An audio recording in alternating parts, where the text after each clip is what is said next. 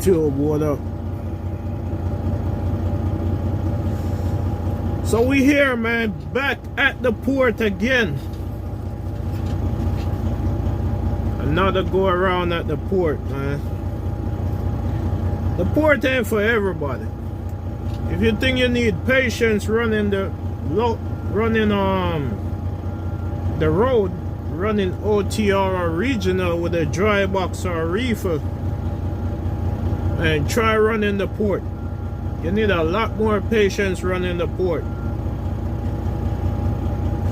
Whether you get held up trying to get in the port, trying to come out, trying to back into the stack, or just trying to get a chassis or drop off a chassis, it can be a lot of weight, a lot of time wasted just waiting in the port.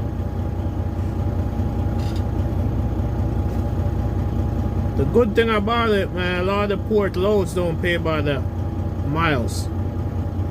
They pay by the load. So when you're running a port load, especially if you're not running dray, make sure whatever you get for that load is enough to cover your daily limit for how much ever days you're going to be on that load. So if you have a daily limit that you gotta make X amount of money for each day, and you have a load that's going regional where you're heading out today and come back tomorrow, make sure you pay enough to cover your minimum for today and tomorrow. You might come back early in the morning tomorrow and you waste all day in the port, or you might show up at the port early in the morning today, whether to pick up the empty or pick up the load, and you end up spending all day in there.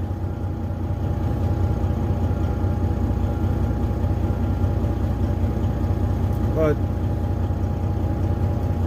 like you see from the thumbnail, man, I was trying to get in the port. I purchased the RFID tag to put on the truck. You can't get in the port without that RFID tag on your truck. I purchased the tag, supposed to pick it up at the port office. The place you order the tag from is eModal, E-M-O-D-A-L. So once you purchase the tag, they're supposed to send you an email with all your instructions on picking up the tag. And you gotta show that email to the port office when you get there. And that let them know if you're supposed to pick up the tag at the office or they're mailing the tag to you. So I'm supposed to pick up the tag at the port office. They sent me one email, but it didn't have that information on it. It was just a receipt showing that I paid for the tag. So when I got there, I showed them the receipt, and that's not what they wanted to see. I called back eModal. As a matter of fact, you can't even get eModal on the phone. It's just strictly email only. So I emailed them trying to get that email that they need showing that I'm supposed to pick up the tag at the office. They sent it to me a few times and I never receive it. So because of that, I end up spending all day at the port office, couldn't get in. I was supposed to pick up the empty, go get loaded the next day and come back.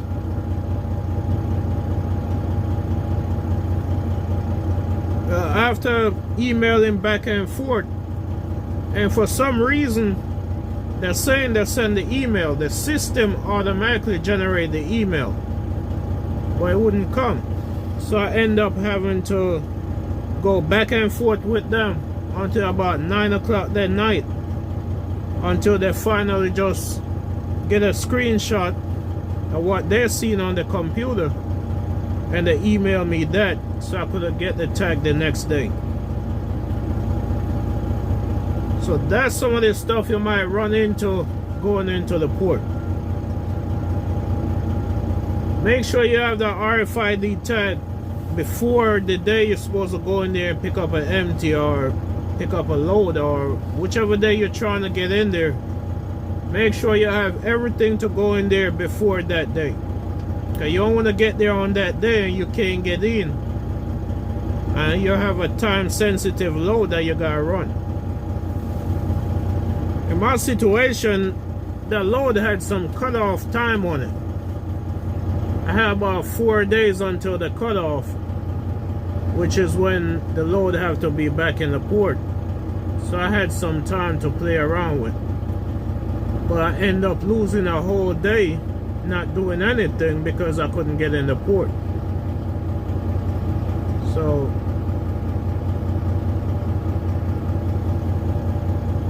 that's part of my journey going back into the port. I've been to a few ports recently with a dry box load, and it's different going in with a dry box load. If you have a dry box load, once you have a TWIC badge, you could get in and out, no problem. Some ports, like the one I was dealing with the other day, going in or coming out with a container, you need an RFID tag on your truck. Without that, they're not letting you in.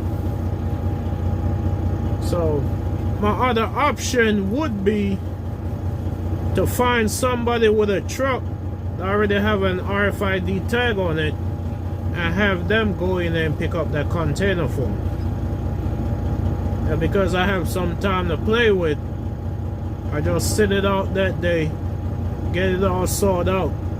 So when I go back the following day, I was good to go. And when I go get the load and come back, I didn't have a problem getting back in with the load.